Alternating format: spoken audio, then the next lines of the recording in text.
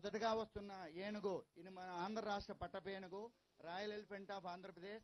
1986లో దీన్ని పట్టుకొని కొన్నాళ్ళు తిరుపతి జూలో ఉంచి 2005 నుండి ననియాల ఎలిఫెంట్ క్యాంపులో ఇది కుంకి ఏనుగుగా సేవలందించింది.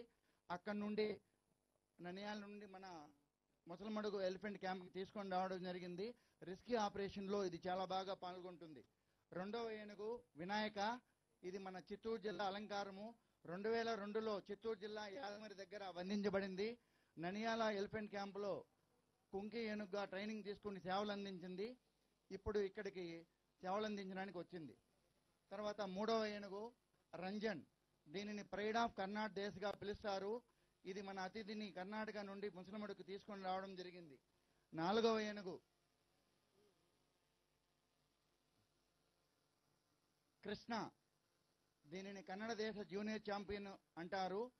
ఇది మన ముసలమడుగు క్యాంపులో చాలా యాక్టివ్గా ఉండే ఏనుగు, ఫ్రెండ్లీ ఏనుగు. పూలహారం వేయడంలో చాలా ఇష్టాన్ని చూపించే ఏనుగు. తర్వాత మన ఐదవ ఏనుగు అభిమన్యు, ఇది మన మంత్రి గారిని చూసి సంతోషపడతా ఉంది. మన అభిమన్యు కృష్ణ ఏనుగును కలిసి మన ముసలమడుగు ముద్దు బిడ్డలు అంటారు. ప్రతి ఏనుగు కూడా రోజుకి 200 నుంచి 300 కేజీల ఆహారాన్ని తీసుకుంటుంది.